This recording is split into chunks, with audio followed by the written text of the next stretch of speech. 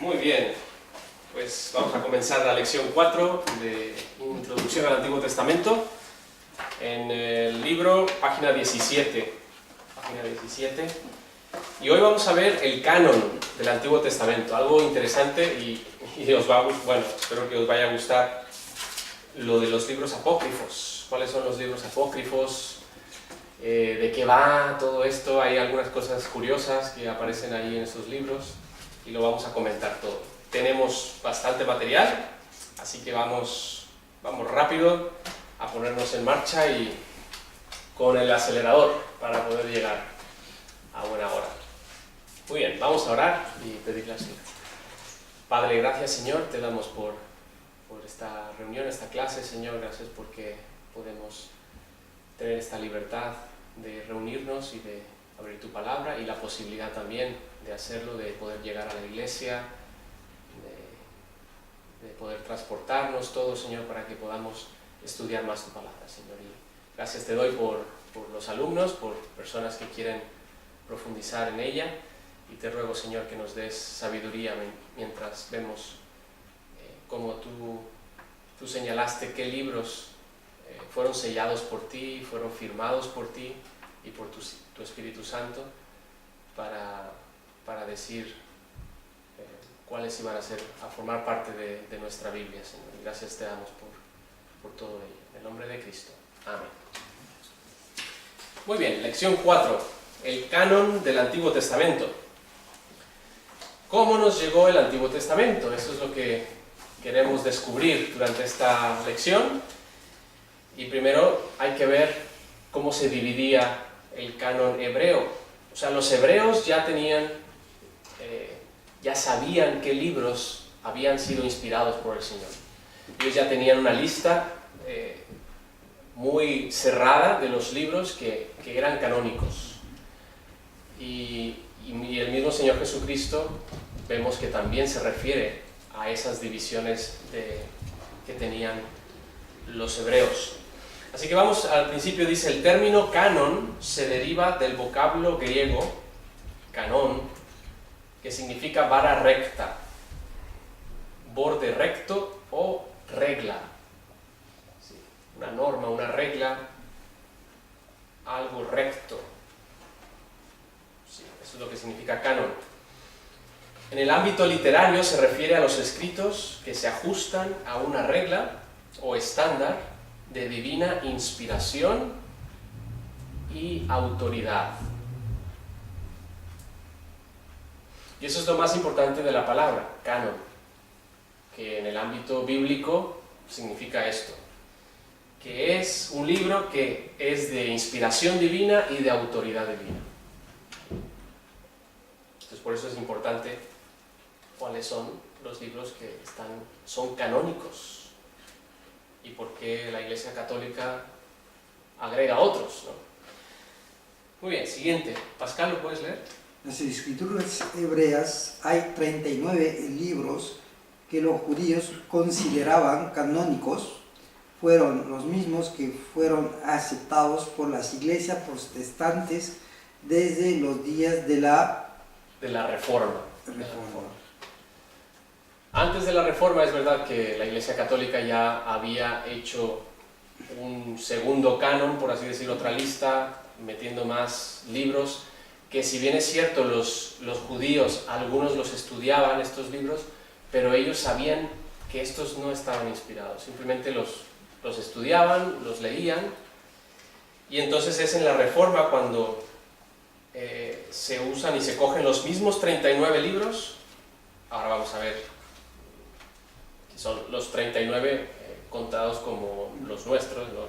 Porque los judíos juntaban algunos libros, ahora lo vamos a ver, pero son los mismos, lo que quiere decir.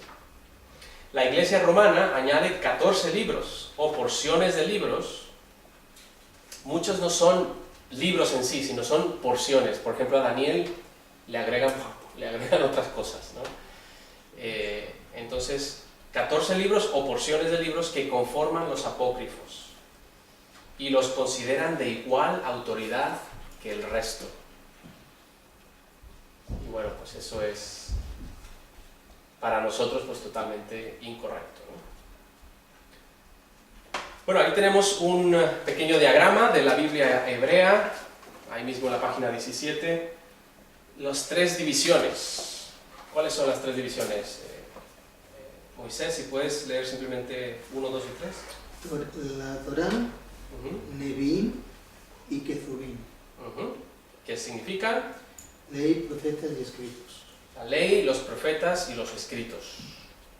Estas eran las tres divisiones que los judíos conocían y aceptaban. E incluso es la misma división que Jesucristo hizo referencia en sus tiempos. La ley, la Torá, como sabéis, pues son el Pentateuco, Génesis, Éxodo, Levítico, Números, Levítico, me faltó el acento ahí, agregarlo. Números y Deuteronomio. La segunda división, Nevi'im, profetas. Ahora, estos profetas los dividieron en dos. Anteriores y posteriores. ¿Sí? Los anteriores, bueno, podemos llamarlos para que se nos quede, son los primeros profetas. ¿Sí? Josué, jueces, que dentro de los jueces también hubo profetas. Samuel, uno de los profetas. Y reyes, porque mientras estaba en el periodo de los reyes, pues también había profetas, ¿no? Entonces, por eso están en esta categoría y son los anteriores. Los profetas anteriores, los primeros, para que entendamos, ¿no? Y luego están los posteriores, Isaías, Jeremías, Ezequiel y los 12 profetas menores. Están ahí en esta división. Y bueno, estamos intentando seguir el orden que nosotros tenemos aquí en nuestra Biblia. Entonces, Isaías, Jeremías juntan Lamentaciones con Jeremías. No, perdón, aquí no. Está en escritos. Ezequiel y los 12 menores. Oseas, Joel, Amós, Abdías, Jonás, Miqueas, Nahum, Habacuc, Sofonías, Ageo, Zacarías y Malaquías. Sí, pues todos ellos. Y luego en escritos, Ketubim, son propiamente escritos donde entran ahí los de sabiduría, los escritos de sabiduría, poemas, etc. Los mejillot significa rollos. Me preguntabas de esta palabra, ¿no? Hace poco, Pascal. Rollos. Me decías que sí. Los mejillot son rollos. Y estos rollos son libros que suelen leerse en las festividades hebreas. No sé si hasta el día de hoy, pero por un tiempo se estaban leyendo estos libros en las festividades hebreas. El libro de Esther pues se lee en el Purim, en la fiesta del Purim. Ruth en la fiesta de las gavillas, porque tiene que ver con esa temporada de las gavillas. Cantares, no sé cuándo lo lean, a lo mejor una boda o algo así, no sé. Pero en algún libro he leído esto, que se leen estos libros en las festividades hebreas. Muy bien. Y luego tenemos Daniel, Esdras y Nehemías y Crónicas. A Daniel, por ejemplo, nosotros lo consideramos como entre los profetas, profeta mayor, pero como también tiene algo de historia, entonces los judíos lo ponían aparte, lo ponían en la tercera división, la de los escritos. Esdras y Nehemías, pues la historia después de la cautividad, y Crónicas. Crónicas porque fue redactado después de la cautividad, aunque habla del tiempo de los reyes de Judá, pero fue redactado después de la cautividad, entonces por eso es que está ahí. Y dice aquí, la figura anterior describe el orden de los libros en el texto masoreta. Así es como se han encontrado en el texto masoreta. ¿Vale? Muy bien. Seguimos, página 18. ¿Alguna pregunta hasta aquí? ¿Algún comentario? Esto me lo han tapizado nuevo y bueno, se siente la diferencia. Sí, sí, está bien. Muy bien. Pascal, ¿por qué no lees ahí al principio otra vez? Contiene los mismos 39 libros que incluye la Reina Valera, pero dispuesto en solo 39 libros. Sí, del Antiguo Testamento, pero dispuestos en solo 24 libros. O sea, es lo que quería decir antes. Algunos libros están juntos. Para términos, bueno, y aquí lo vemos, ¿no? Por ejemplo, Reyes está como un solo libro, Samuel. Son los mismos libros, pero dispuestos en 24 libros. Y ahí lo pone. ¿Continúa? Primero y segundo de Samuel como un libro, lo mismo que Reyes y Crónicas. Los 12 profetas eran un solo libro, así como también Esdras y Nehemías. Estaban juntos todos estos libros. Por eso en la columna 3 de los escritos puse Esdras y Nehemías. Están ahí, porque así aparecen juntos. Bien, Moisés. En el supuesto concilio de Jamnia en el año 90 después de Cristo, existen registros de discusiones desde el siglo I antes de Cristo respecto de la canonicidad de Cantares, Eclesiastés y Esther.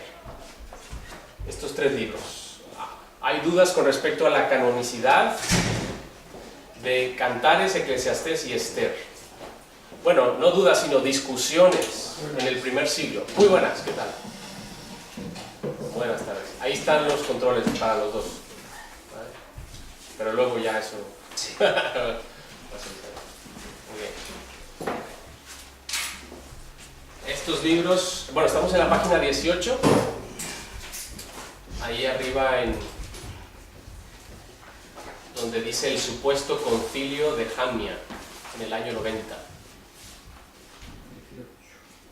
Y es que en el primer siglo hubo algunos que empezaron a discutir sobre, estamos viendo el canon del Antiguo Testamento, y algunos empezaban a discutir sobre la canonicidad de Cantares, ¿sí? Esther y Eclesiastés. Y yo os pregunto, ¿por qué? ¿Por qué estos libros? ¿Por qué habría dudas o discusiones con respecto a la canonicidad? ¿Qué queremos decir con canonicidad? Que si Dios inspiró este libro, el de Cantares, por ejemplo, ¿por qué alguien pensaría que el libro de Cantares no está inspirado? Porque es un poco erótico, dicen algunos. Sí, sí, sí. Bueno, sí, tiene contenido muy explícito de la pareja, ¿no? Arquero 73 menciona de la lectura de Cantares en la Pascua. Ah, en la Pascua. Pero en el año litúrgico judío.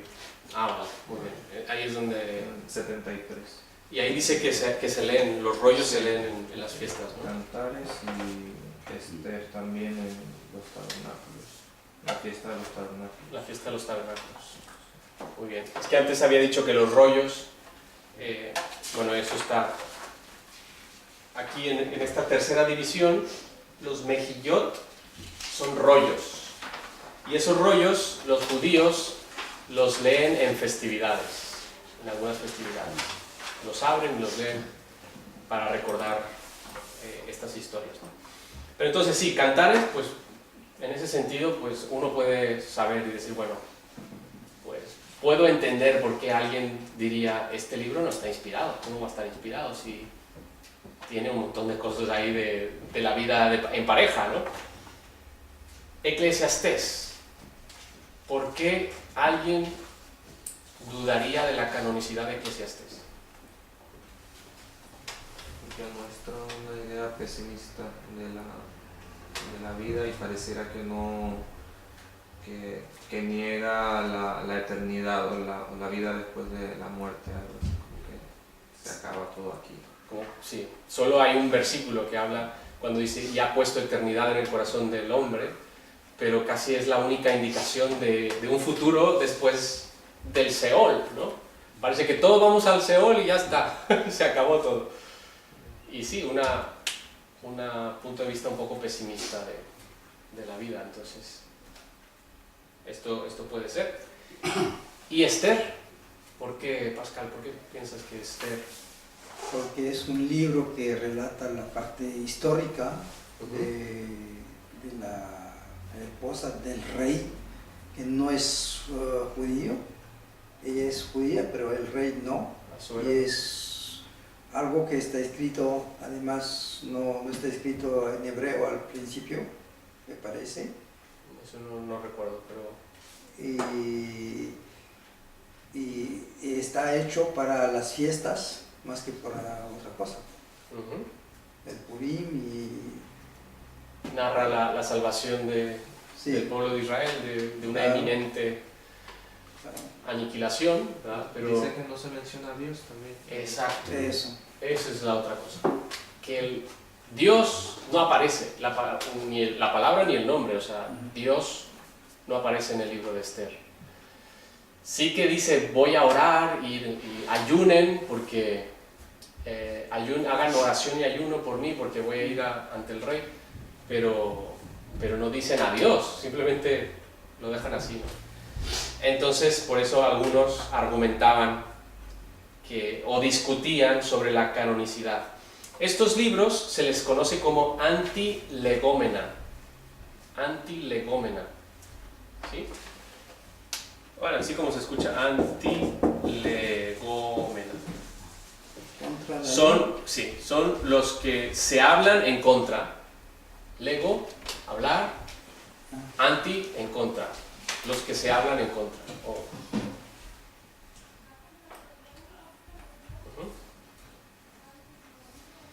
Bueno, ya pensamos, ¿podéis pensar por qué? Ya hemos dicho por qué.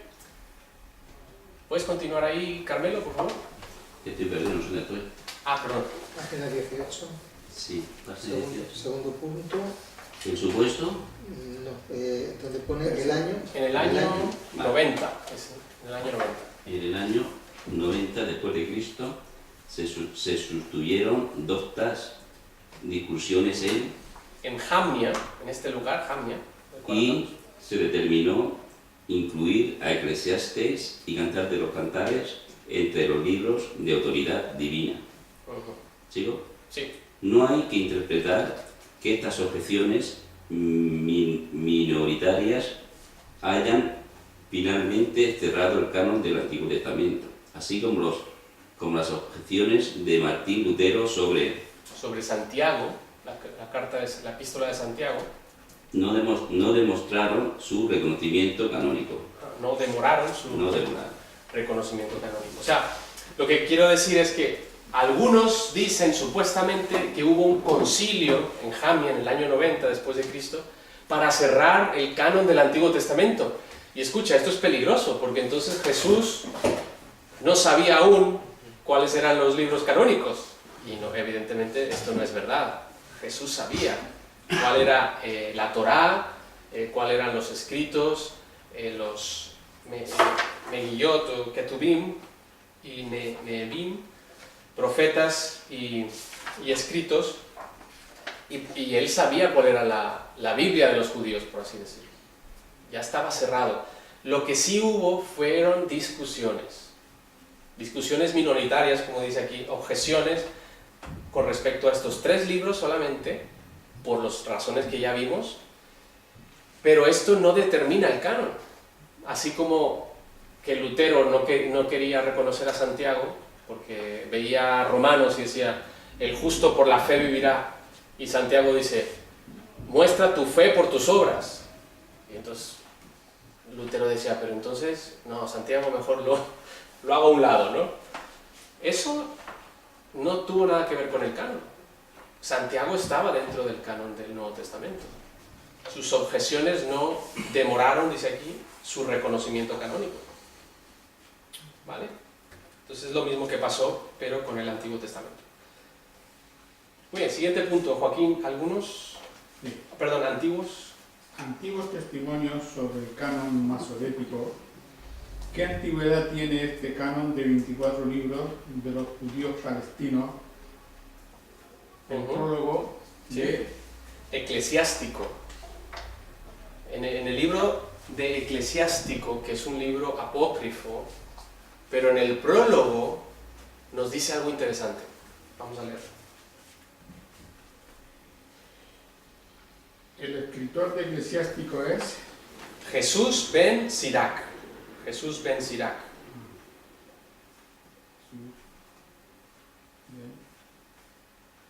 Sirac. Pero el prólogo fue escrito en griego por su nieto, alrededor del año 130 antes de Cristo. Sí. El prólogo fue escrito por su nieto, en griego, por su nieto, alrededor del año 130 antes de Cristo. En él se mencionan la ley, los profetas y otros libros de los antepasados. O sea, sé que esta persona, un erudito sin duda, está haciendo el prólogo a este libro eclesiástico, que es buena lectura, pero no es canónico, no es inspirado por Dios. Y hace mención a las tres divisiones que conocemos: la ley, los profetas y los libros, o los escritos, aquí ponemos y otros libros de los antepasados. Esto demuestra que en el siglo II antes de Cristo ya existía cierta clase de división tripartita. Ya existía cierta clase de división tripartita en el siglo II antes de Cristo, o sea que cuando Jesús viene, pues él, por eso también hace mención a esas tres divisiones. Sabéis que la ley, los profetas y los escritos hablan de mí, dice. Entonces él hace mención de estas tres divisiones. Bueno, incluso ahí lo tenemos, Lucas 24:44. Antonio, si lo puedes leer. Y les dijo: estas son las palabras que os hablé, estando aún con vosotros, que era necesario que se cumpliese todo lo que está escrito de mí en la ley de Moisés, en los profetas y en los salmos. Y en los salmos, ¿vale? Pero salmos es uno de los escritos, ¿vale? Es una de esas categorías, la tercera categoría. Entonces, y hay otro versículo también, ese es el de 24. Hay otro versículo, creo que también, donde menciona Jesucristo esta división. Ahora, tenemos otra cosa, otro testimonio de Josefo de Jerusalén. Josefo, sabéis que es un historiador judío y muy importante porque su trabajo es reconocido. Él contaba 22 libros en el Antiguo Testamento, porque unía a Ruth con Jueces y a Lamentaciones con Jeremías.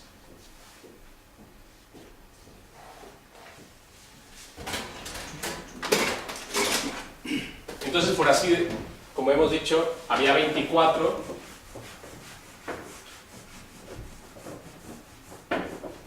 Ya hemos dicho que los judíos reconocían 24 libros porque juntaban varios. O sea, Samuel ponían un libro, Reyes, Crónicas, Nehemías y Esdras. Y Josefo ponía 22 porque además juntaba Ruth con Jueces, porque es en el tiempo de los jueces, y Lamentaciones con Jeremías, porque Jeremías escribió Lamentaciones. Entonces suena bastante lógico, ¿verdad?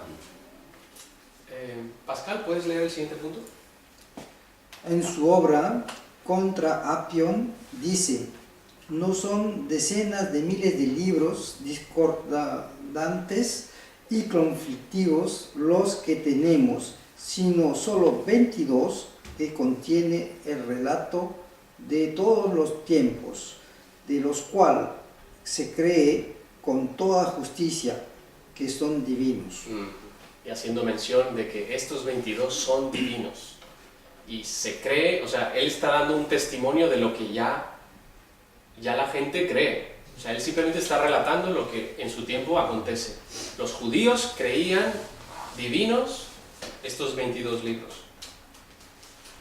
Luego de mencionar los libros prácticamente uno por uno, dice Moisés. Desde Artajerjes, el sucesor de Jerjes, hasta nuestro tiempo, todo ha sido registrado, pero no se ha considerado merecedor de igual crédito a lo que lo precedió, porque cesó la exacta sucesión de los profetas. A pesar de haber pasado tanto tiempo, nadie se ha atrevido a añadir nada a ellos, ni a quitarles nada, ni a alterar nada de ellos. Así es. Entonces, ¿qué está hablando ahí? Que sí que se ha registrado la historia judía, por ejemplo, los Macabeos, son libros históricos de los judíos, pero dice,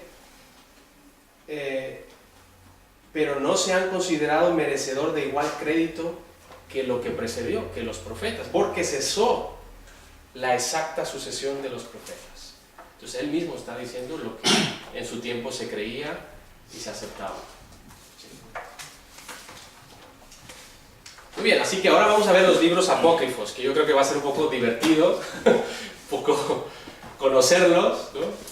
Y saber de qué va. Por ejemplo, hay una historia que se llama Bel y el dragón. Bueno, son dos historias realmente, la historia de Bel y la historia del dragón. Susana y cosas que no es Susana la que se fue al oeste, sino es otra. Pero vamos a ir primero el problema de la canonicidad de los apócrifos y luego vamos a ir viendo cada uno. El problema de la canonicidad de los apócrifos. No solo los católicos romanos y los ortodoxos griegos sostienen la canonicidad de los 14 libros apócrifos, sino que también algunos eruditos protestantes liberales. Los protestantes liberales sabemos que son, no sé si decir creyentes, bueno, estudian la Biblia, pero son muy liberales en su estudio, se acercan a la Biblia como cualquier otro libro, ¿sí? Y ese es su problema, porque a veces no lo ven como un libro divino, especial, sino que entonces lo estudian como cualquier otro. Y ellos le llaman el canon alejandrino.